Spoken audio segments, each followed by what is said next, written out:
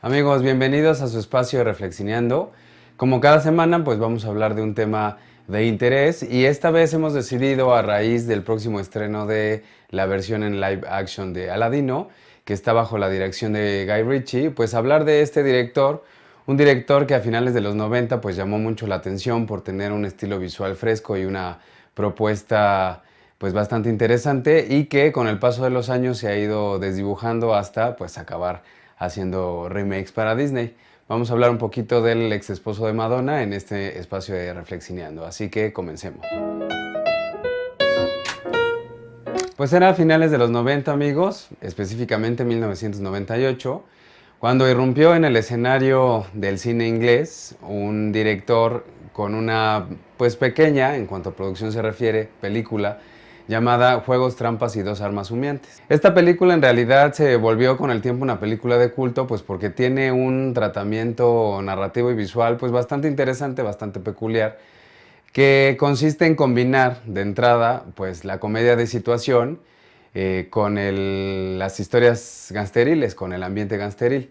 Es un poco como si tomáramos una película de Martin Scorsese y le añadiéramos algunos gags de comedia de situación. Esto era esta película que estaba presentando este joven llamado Guy Ritchie, que pues realmente resultó un éxito entre un público pues no muy numeroso, pero sí que quedó cautivado con este estilo, pues de entrada un estilo visual muy particular, de colores muy apagados, monocromáticos, sobre todo tirando a ocres y a colores cálidos, con un tratamiento del grano muy particular, con una narrativa muy rápida, muy veloz, que incluso hace referencia a algunos recursos del videoclip y algunos recursos que no son nuevos, pero que los utilizaba de una manera novedosa este director, como la cámara rápida, cómo congelar la imagen, cómo meter algunos fragmentos con música para hacer una elipsis. Entonces todos estos elementos pues resultaban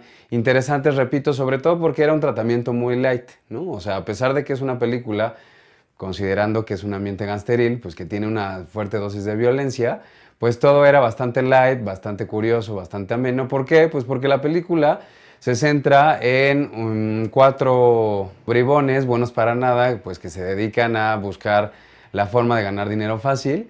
Uno de ellos entra a jugar cartas y se hace de una deuda exorbitante que pues incluso el gángster al que le debe el dinero pues agarra parejo y le dice que si no le paga pues va a cobrarse pues con los cuatro amigos, no nada más con él, ¿no? Entonces ellos empiezan a buscar la manera de conseguir esta suma que es bastante considerable y descubren que sus vecinos van a robarle droga y una también muy fuerte cantidad de dinero pues a un grupo de imbéciles que se dedican a cultivar marihuana.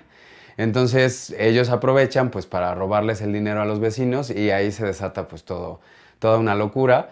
Realmente son como varias historias por separado porque es la historia de los cuatro protagonistas, digamos, es la historia de los criminales que le van a robar a los imbéciles que cultivan la marihuana, es la historia de estos también, es la historia del gángster que los patrocina a los cultivadores de marihuana y es la historia de el mafioso al que le deben dinero a los protagonistas.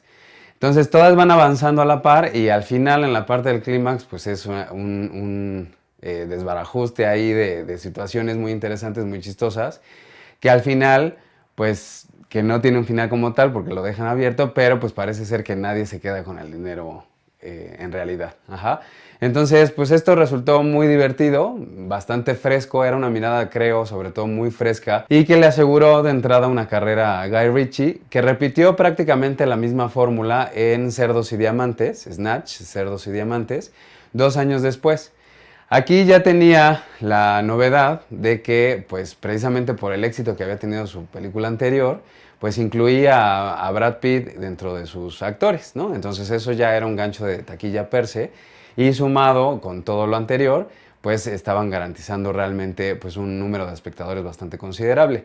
Realmente yo diría que Snatch es prácticamente lo mismo que la anterior, nada más que aquí el punto central está en unos diamantes. En la anterior también tienen un papel importante, un par de armas, por eso el título de Dos armas humeantes, un par de escopetas viejas, antiguas, que valen mucho dinero.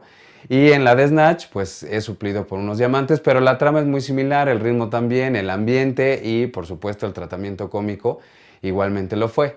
Entonces, esta es quizá más conocida por la mayoría precisamente por la presencia de Brad Pitt en el reparto, pero pues aquí lo único que hizo fue confirmar que estábamos ante un cineasta talentoso, bastante fresco y que había que seguirle la pista. Ahí fue donde quizá empezaron un poco mal las cosas porque pues el problema fue que Guy Ritchie quiso empezar a integrar a Madonna, su esposa, en su carrera y eso no funcionó muy bien porque implicó de entrada que quisiera hacer una película para ella, que en este caso fue un remake de una película setentera titulada Insólito Destino, que realmente fue un fracaso de taquilla y de crítica porque no tiene nada que ver de entrada con ni el estilo ni el tipo de historias que nos había estado mostrando Guy Ritchie, sino simplemente pues fue un capricho de Madonna y pues así resultó, ¿no? Bastante desafortunado. Después quiso regresar, digamos, como al buen camino e hizo un par de títulos más que son Rock'n'Rolla y Revolver. De hecho, primero Revolver, después Rock'n'Rolla.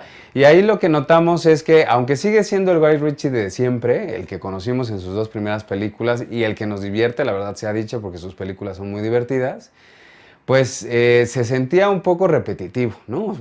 Parecía como que no lograba salir del mismo tipo de molde que lo había hecho famoso, porque volvíamos a tener un ambiente criminal, volvíamos a tener un tono de comedia de situación, una narración trepidante, muy atractiva visualmente, pero no había ciertamente novedades. Eso se reflejó quizá en el tibio recibimiento que tuvieron estas dos películas, que no ofrecían nada nuevo de este director. Aquí lo que hacía falta quizá era agregarle a este estilo visual que él había hecho suyo, de cierta manera, pues nuevas historias, no encajonarse siempre en la comedia de situación, eso es lo que le estaba afectando. Y entonces le llega la oportunidad de su vida, que es dirigir la franquicia de Sherlock Holmes, protagonizada por Robert Downey Jr. y Jude Law, y en ese sentido hizo las dos películas. Ahí podemos notar su estilo visual, yo creo que de hecho, si podemos elogiar un aspecto de Sherlock Holmes, de estas nuevas versiones de Sherlock Holmes, es su parte visual, su parte narrativa, porque precisamente tienen un tratamiento cromático muy particular, tienen un ritmo muy particular, un uso de algunos recursos narrativos bastante interesante, que es lo que hizo famoso al director, pero pues la historia evidentemente es una historia comercial que tenía que aligerar aún más el tono ligero que ya tenía Guy Ritchie desde el principio y que pues servía sobre todo como vehículo para el lucimiento de su protagonista. Pero esto ya se tradujo precisamente en que pues perdimos de cierta manera al autor original porque sus decisiones posteriores, las últimas que son El Rey Arturo y próxima a estrenarse Aladino, pues sí ya nos evidencian a un director como muchos otros antes que él, que llegaron a la industria con una propuesta diferente, que fueron por lo mismo vistos por Hollywood con cierto interés, y este ingreso a las grandes ligas les implicó poco a poco empezar a perder pues esos elementos que los hicieron atractivos en un principio.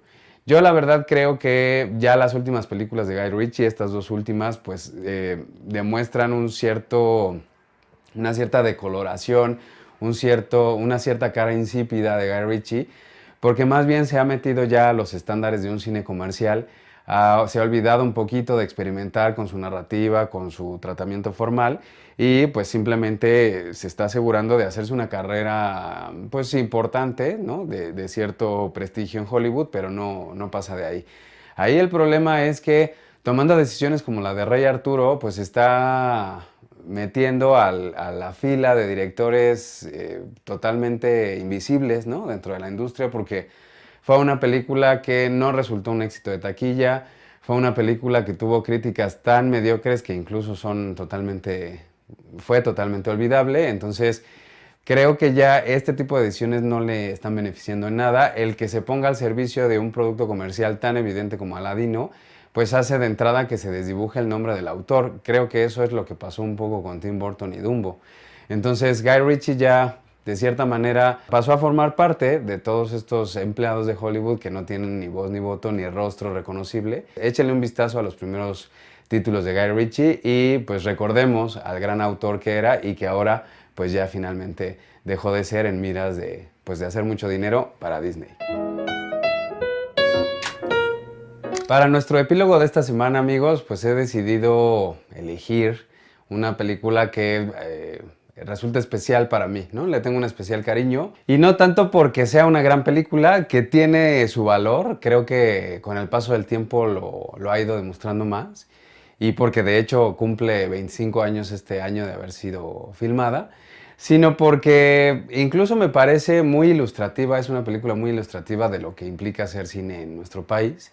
Estoy hablando de una película de 1994 que se llama Bienvenido Welcome, una de las películas últimas, entre comillas, porque hizo 2 o 3 después, una de las últimas películas de Gabriel Retes, que en realidad implica muchas cosas de importancia en la industria cinematográfica nacional, porque de entrada pues es una película hecha bajo el modelo de cooperativa, que implica que, pues como no se tiene mucho dinero para hacer la película, pues se pide la cooperacha, ¿no?, de los involucrados, tanto del staff técnico como del reparto, pues incluso no tanto de que presten dinero, pero que no cobren hasta que la película se estrene y pueda obtener algún tipo de ganancia, ¿no? Entonces, ese tipo de modelo de producción me parece que habla sobre todo de alguien que tiene más ganas de hacer cine que dinero, ¿no? Que eso es lo que debería de preponderar, ¿no? O sea, no tener dinero y a ver en qué me lo gasto, sino pues a ver de dónde saco dinero para hacer una película o un proyecto que me interese. Entonces, en ese sentido, Bienvenido Welcome es una película como excesivamente personal, ¿no? Como casi cualquier proyecto de Gabriel Retes, excesivamente cercana a lo que Retes quiere decir, porque incluso Bienvenido Welcome habla sobre hacer cine en México. Nos cuenta la historia de pues, un tipo que, acorde a principios de los 90, pues tenía fobia a tener SIDA y por andar de coscolino y ser infiel, pues parece que contrajo el virus, ¿no? En ese sentido tuvo un acostón con alguien una noche y a la mañana siguiente, pues la mujer ya no está, le deja en el espejo un mensaje de que tiene SIDA. Y bueno, pues durante la película vamos viendo si el hombre tiene SIDA o no, pero ¿dónde está el cine ahí? Pues que esa es la historia que se está filmando dentro de la película. Es decir, nosotros vemos a un equipo de producción muy chiquito filmando esta película sobre el SIDA. Entonces, es una comedia, ¿no? De entrada habría que hablar de que Retes tiene, precisamente al ser alguien que creció y vivió tantos años en el ambiente cinematográfico, pues es alguien que tiene muy claro cuáles son las desventajas, ¿no? Los sinsabores, digamos, de hacer cine en nuestro país. Y entonces se mofa de todo ello, ¿no? Nos habla de la escasez de presupuesto, de la imposición del productor, del factor diva de los actores, ¿no? O sea, como muchos aspectos que cualquiera que conozca el cine detrás de cámaras en nuestro país, pues puede identificar muy claramente, ¿no? Entonces, es una película súper divertida. Creo que de entrada es una película a la que hay que tenerle mucha paciencia, porque como al principio no sabemos que están filmando una película, pues vemos una película medio mal hecha, ¿no? O sea, vemos la historia de este hombre que aparentemente contrajo SIDA, pero de entrada está hablada en inglés, con muy mal audio y con una pronunciación horrenda por parte de sus actores, porque son todos mexicanos. Y uno puede decir, pero qué churro es este, ¿no? Pero más o menos a la media hora, pues nos damos cuenta que están filmando una película, que esa es una película que están filmando. Entonces, eso es lo bonito, ver incluso los defectos que suele tener nuestro cine cuando el presupuesto es poco, cuando el equipo de producción no es suficiente, ¿no? Cuestiones como el sonido, como la fotografía, etc. Entonces, para mí es un homenaje al cine mexicano, es un homenaje a la pasión de hacer cine, porque al final hay un diálogo que Retes menciona, porque Retes también es el protagonista, el actor central de la historia. Entonces hay un diálogo que hace referencia precisamente a eso, ¿no? De que a veces la pasión por hacer cine es tal que no se sabe diferenciar entre lo que es cine y lo que no, ¿no? O sea, que realmente ya pierdes la noción de ello. Y conozco algunos personajes de la industria cinematográfica que les pasa así, ¿no? O sea, aquí vemos a un director que piensa que está haciendo la producción que el mundo esperaba y que realmente está haciendo un churro, ¿no? Entonces, en ese sentido, sí Creo que retrata muy bien, mofándose en tono de burla, es finalmente una comedia, pues a la industria nacional. Sobre todo a la industria nacional de los 90, que creo que no ha cambiado tanto. Quizá ha cambiado en el sentido que hoy hay más dinero para hacer cine que antes. En los 90, si no era por la modalidad de cooperativa o de vender tu casa y demás, era mucho más difícil. Pero de ahí en fuera creo que el ambiente sigue siendo el mismo y pues puede resultar como una introducción, honor a quien honor merece. Quizá no es la mejor película de Retes porque por ahí está El Bulto, que fue una película anterior a esta, pero de verdad es una película que para quien ame el cine y lo que implica hacer un proyecto de estos, de verdad es una chulada, es una película muy bonita y que deja pues un sabor muy especial en el espectador. Muchas gracias como siempre amigos por seguirnos, por su apoyo. No olviden compartir, por supuesto, si les agrada el contenido de Reflexineando y visitar nuestras redes sociales para hacer cualquier comentario o propuesta acerca de los contenidos de este espacio. Nos vemos la siguiente semana y muchas gracias nuevamente por su atención. Hasta luego.